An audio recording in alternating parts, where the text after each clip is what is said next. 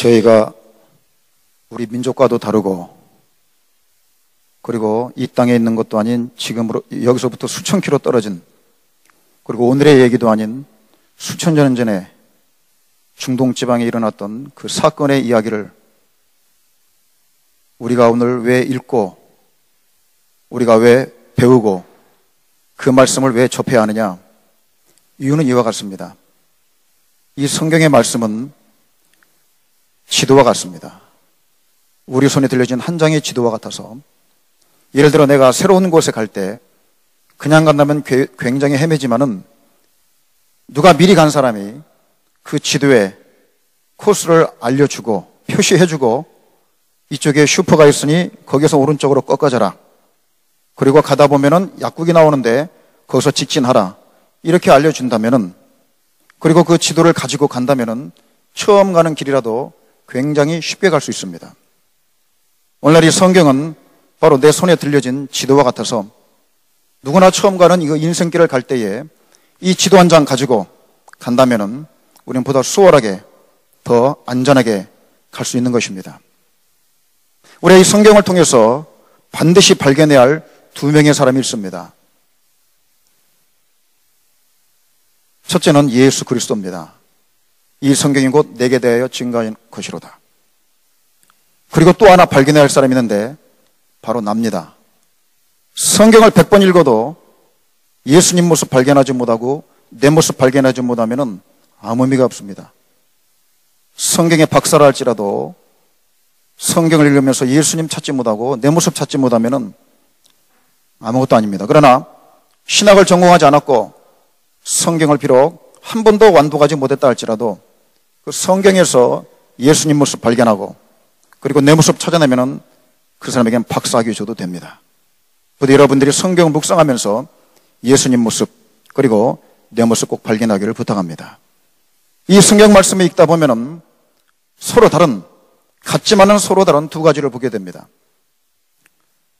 첫째는 생명입니다.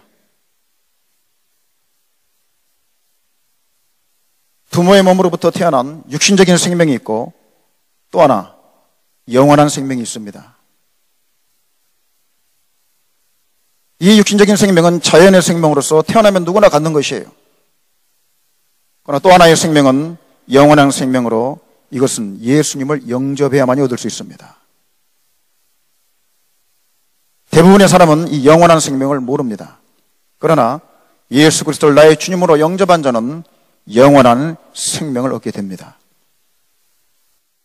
또 하나가 있는데 육신의 가장이 있고 영혼의 가장이 있습니다. 육신의 가장이야 집에서 보면 돈을 버는 아버지겠죠. 아빠가 그 집안의 모든 생계를 책임지고 열심히 땀 흘려 돈을 벌어옵니다. 그를 가장이라고 합니다. 그러나 영혼의 가정은 다릅니다. 내가 알고 있는 어떤 집안에 유치원생이 유일하게 주일학교 유치부를 다녔어요. 자기 할아버지에게 교회 가지고 그렇게 말해도 할아버지는 완고합니다. 그냥 손녀의 재롱으로 생각하고 있었어요.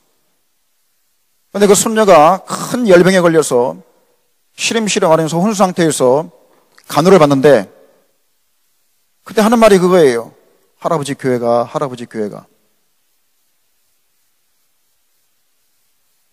비록 그 집안에서 가장은 그 아빠와 할아버지였을지 몰라도 그 집안의 영혼의 문제를 책임지는 것은 그 유치원 아이입니다.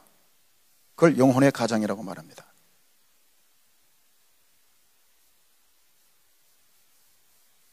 내가 예수님을 혼자 믿고 있습니까?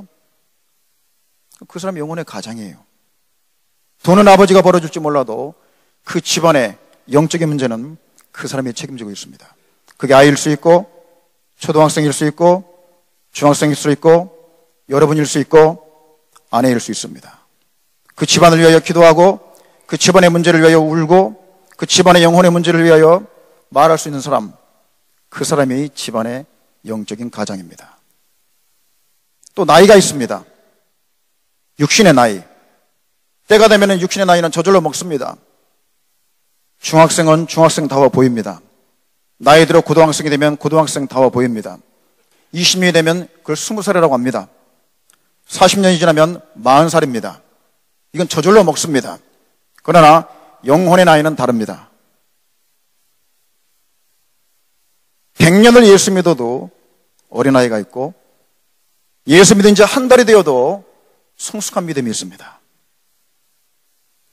제가 전에 목회했을 때 우리 교회 중직 중에 집사님이 한 분 계십니다.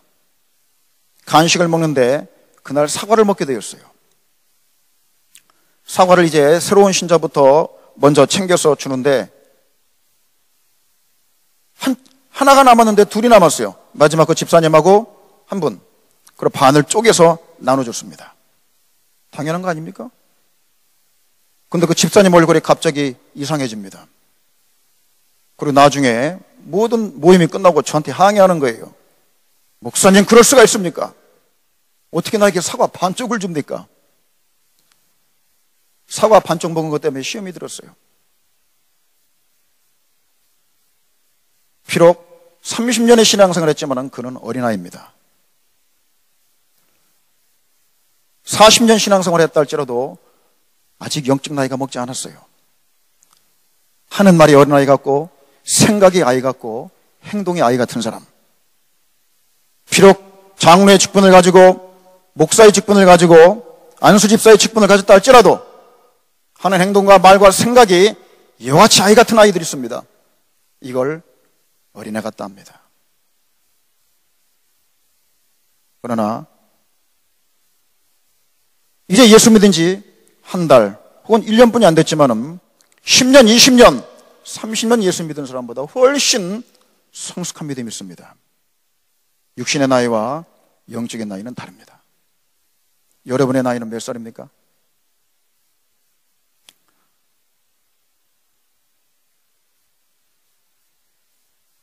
또 주소가 있습니다. 여러분의 주소는 어디입니까? 서울시 강서구? 이건 저희 주소입니다. 내가 태어나서 주민등록상에 기록이 된 주소, 이건 육신의 주소입니다. 그러나 성경을 읽다 보면은 영적인 주소, 신앙의 주소가 다릅니다. 오늘 이스라엘의 역사서라고 볼 수 있는 출애굽기를 읽으면은 이스라엘의 역사가 크게 세 가지로 나눠집니다. 그들이 어디에 머물러 있었느냐에 따라 그들의 주소가 달라집니다. 이스라엘의 첫째는 애굽에 있었습니다. 그리고 애굽을 지나 광야에서 40년을 보냈습니다. 그리고 광야를 지나 가나안 땅에 들어갑니다. 이스라엘의 주소를 크게 보면은 세 가지로 나눠집니다. 애굽, 광야, 가나안. 이것은 우리의 신앙의 주소를 말합니다. 그래서 성경을 통하여 보면은 이 세상에 사람도 세 가지 사람이 있습니다. 애굽 사람이 있고, 광야 사람이 있고, 가나안 사람이 있습니다. 신앙이 세 가지로 구분됩니다. 애굽 신앙이 있고, 광야 신앙이 있고, 가나안 신앙이 있습니다. 애굽 사람은 어떤 사람일까요? 아직 구원받지 못한 육신의 생명을 가진 사람, 영혼의 생명을 갖지 못한 애굽 사람입니다. 세상 사람입니다. 그는 구원받지 못했고, 그는 하나님 습성의 애굽과 같고, 애굽은 세상을 상징합니다. 애굽의 왕은 바로입니다. 바로는 마귀를 상징합니다. 바로를 섬깁니다. 세상을 섬기고 세상의 풍속을 쫓고 세상의 가치관을 추구하는 사람, 이를 애굽 사람이라고 말합니다. 비록 교회를 다녀도 애굽 신앙이 있습니다. 세상의 것을 사모하고 세상의 것을 그리워하고 세상 것과 비교하고 세상을 추구하고 세상에서 성공하길 바라고 세상에서 뿌리내기를 바라는 이 사람, 그는 비록 교회를 다녀도 이를 애굽 사람이라 합니다. 그는 아직 구원받지 못했습니다. 죄송하지만 예수님 오시면은 그는 지옥 가게 될 것입니다. 광야 신앙이 있습니다. 비록 예수를 믿고 출애굽은 했습니다. 구원은 받았습니다. 그러나 아직 광야가 끝나지 않았습니다. 광야는 훈련의 자리고, 광야는 연단의 자리고, 광야는 고난의 자리입니다. 왜 그럴까요? 애굽에 430년간 젖어왔던 애굽의 습성을 하나님이 뿌리 뽑기 위하여 그들을 40년간 광야에서 돌렸습니다. 비록 예수를 믿었지만은 아직은 세상의 습성이 남아있고 세상의 가치관과 세상의 욕심과 세상의 정욕이 아직 그를 끌고 있기 때문에 하나님은 그를 반드시 광야를 통과시킵니다. 광야는 크게 5가지로 나눠집니다. 첫째, 물질의 광야. 여러분, 물질의 어려움 겪고 있는 사람이 있습니까? 하나님이 광야로 들어가게 한 겁니다. 질병의 광야, 사람의 광야, 환경과 사건의 광야, 마지막에 자식이라는 광야가 있습니다. 이걸 인생의 5대 광야라고 합니다. 아직 애굽에 남아있는 그 습성이 남아있기 때문에 하나님은 이와 같은 광야를 통과시킵니다. 물질의 어려움을 통하여 훈련합니다. 사건과 사고를 통하여 훈련시킵니다. 크나큰 질병을 통하여 그가 새롭게 되는 경우가 많습니다. 그리고 가시 같은 사람을 만나게 하여 그의 애굽의 습성을 연단시킵니다. 여러분, 혹시 여러분 주변에 나를 찌르는 사람이 있습니까? 광야입니다. 싸우면 안 됩니다. 거기에서 나의 자존심과 자만심과 나의 아집과 나의 고집과 나의 교만을 내려놓아야 됩니다. 그 사람은 하나님이 나에게 붙여준 광야입니다. 반드시 통과해야 됩니다. 아니면 또 만납니다. 그리고 마지막으로 자식이라는 광야가 있습니다. 대부분 4가지 광야에 통과를 못해도 5번째에서는 다 무너집니다. 저도 자녀가 있지만은 다른 것에서는 저는 못 무너져도 자녀에게 문제가 생기면은요, 저는 그냥 무너집니다. 다른 문제 때문에 기도를 안 해도 자식에게 문제가 있다는 전화를 받으면요, 기도를 안 할 수가 없습니다. 여러분, 자녀가 속색입니까? 혹시 자녀 때문에 고민하는 분 계십니까? 광야입니다. 이스라엘 백성은 40년 동안 그 광야를 돌았지만은 이 광야는 오늘날에는 달라요. 어떤 사람은 그 광야를 1년 만에 통과하는 사람이 있습니다. 40년 굉장히 빨리 통과한 겁니다. 어떤 사람은 80평생 지나도 이 광야를 벗어나지 못하고 지금도 맴도는 사람이 있습니다. 언제 통과합니까? 하나님이 그 광야에 드린 분명한 목적이 있어요. 애굽의 것을 벗어버리기 위함입니다. 아직도 애굽의 습성이 남아있는 한, 아직도 애굽의 아집과 세상의 고집과 세상의 자존심과 자만심이 그 사람을 지배하는 한 광야는 끝나지 않을 것입니다. 광야를 빨리 통과하는 방법은 애굽의 모든 것을 내려놓고 하나님이 나를 누르실 때에 바로 엎드려 내가 납작해지는 겁니다.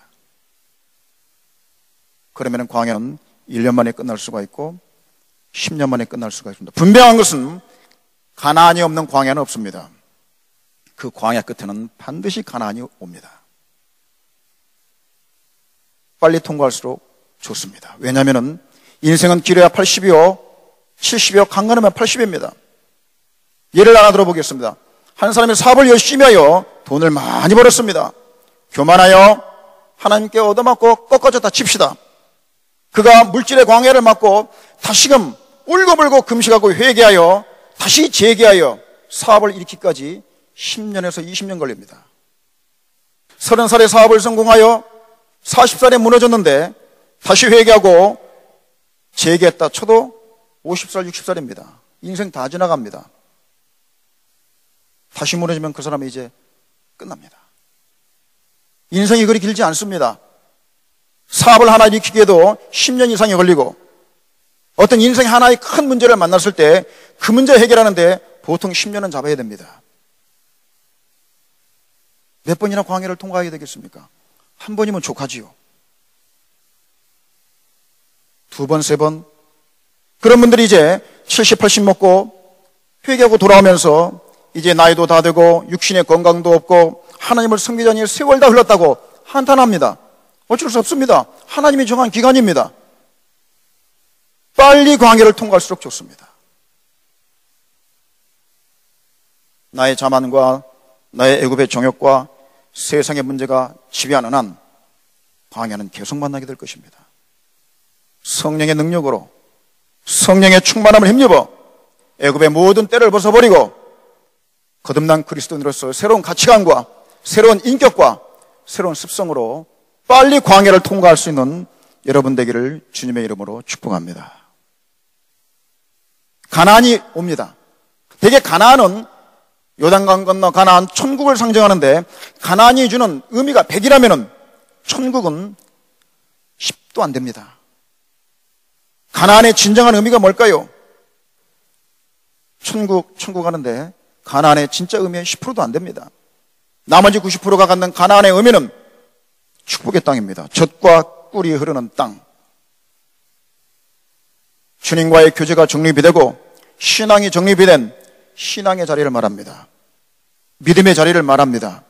믿음의 축복의 땅입니다. 이 땅에서 잘 먹고 잘 사는 그 땅이 아니라 내 신앙에서 젖과 꿀이 흐르는 것입니다. 젖은 하나님의 말씀이요, 꿀은 주님과의 꿀 같은 사랑입니다. 예배에 왜 나옵니까? 하나님을 사랑해서 나오는 자가 가나안을 밟고 있습니다. 의무이기 때문에 나옵니까? 도장 찍기 위해서 나옵니까? 아직도 광야입니다. 분명히 가나안은 젖과 꿀이 흐른다고 그랬어요. 내 믿음에서 젖이 흐르고 내 믿음에서 꿀이 흘러야 됩니다.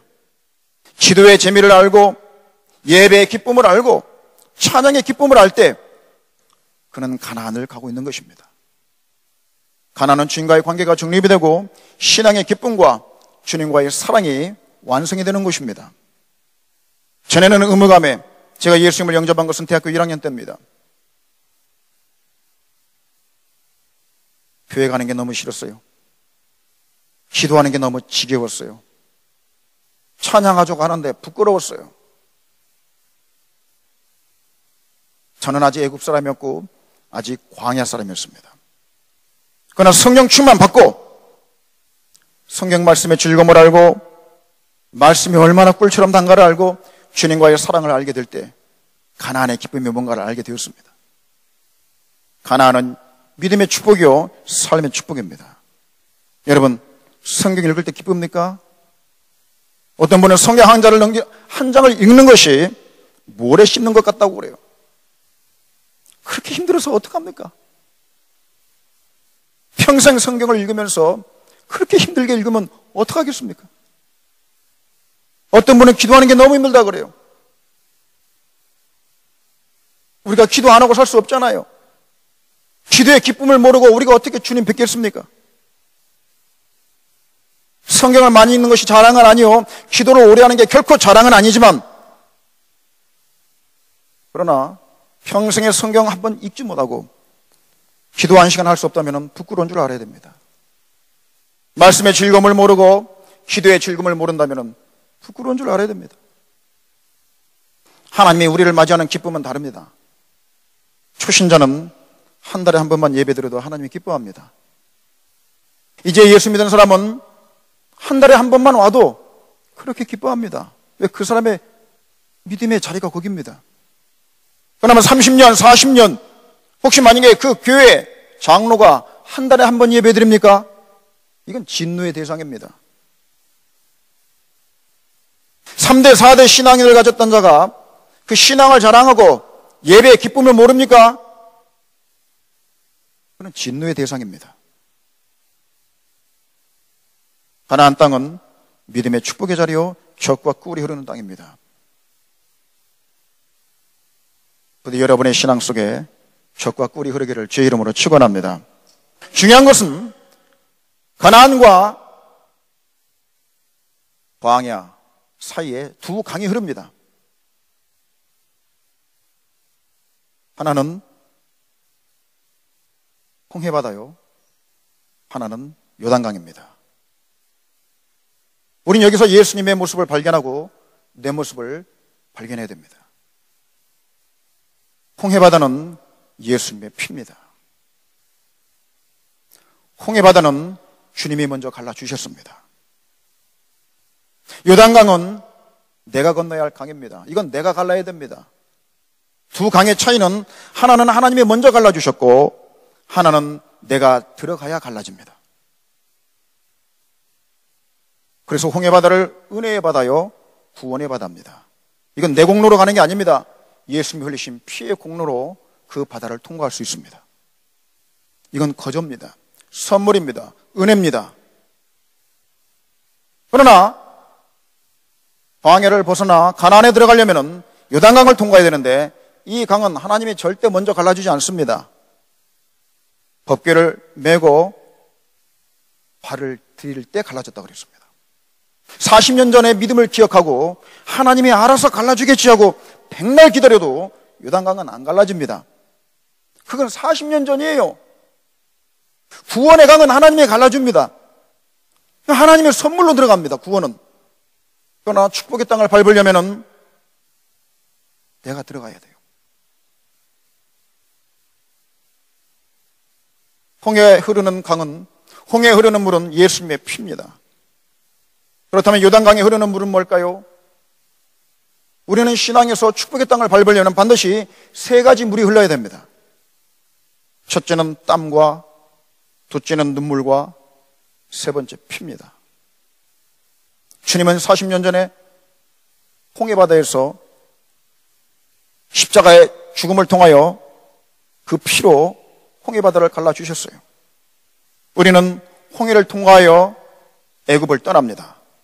예수님의 피를 통하여, 보혈의 공로를 통하여 우리는 출애굽할 수 있습니다. 그러나 축복의 땅은 반드시 나의 눈물과 나의 땀과 나의 피로 갑니다. 여러분, 신앙생활 하면서 주님을 위하여 땀 흘려 보신 적 있나요? 신앙생활 하면서 주님을 위하여 눈물을 흘려본 적 있나요? 지금까지 신앙생활 하면서 주님을 위하여 피 흘려보신 적이 있나요? 반드시 세 가지 물이 흘러야 됩니다.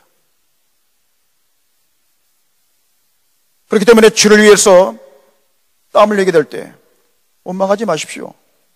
얼마나 귀한 건지 모릅니다. 주님을 위하여 눈물을 흘릴 때 슬퍼하지 마세요.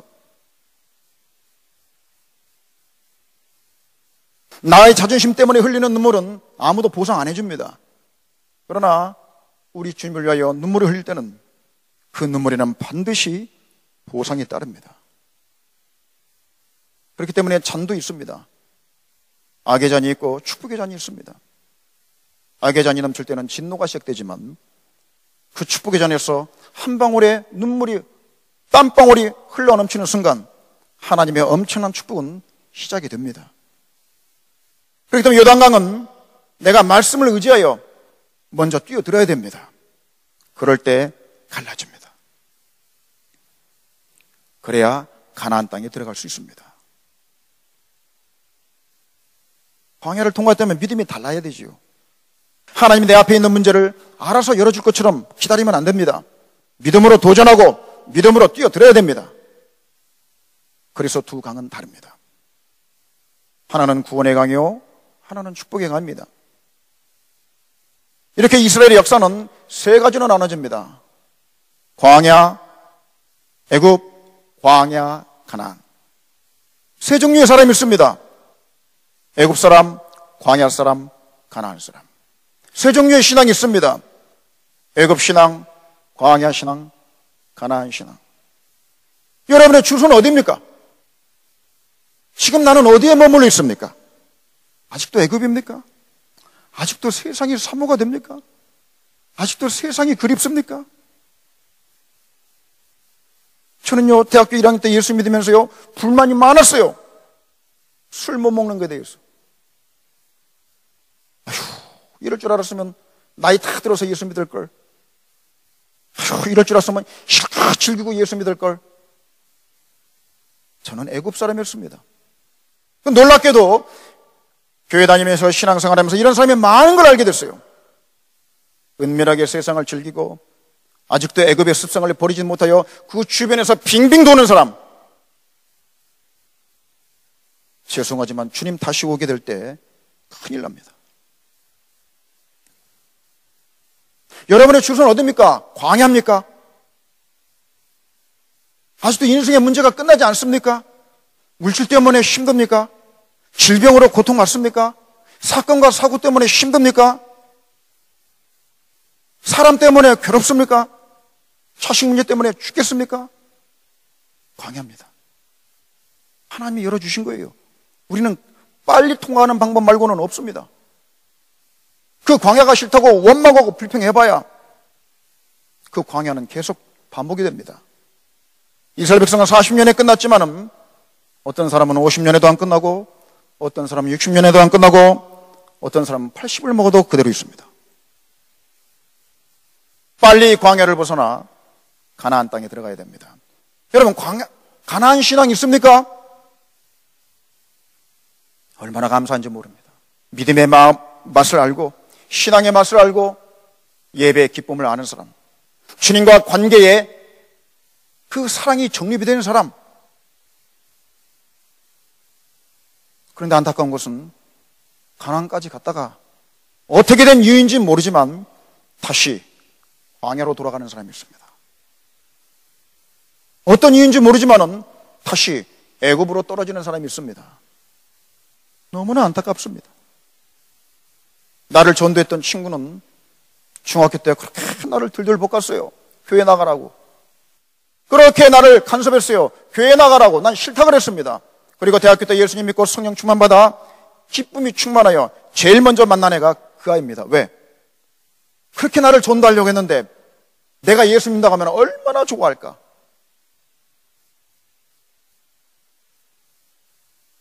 지방에 살았는데 찾아갔습니다.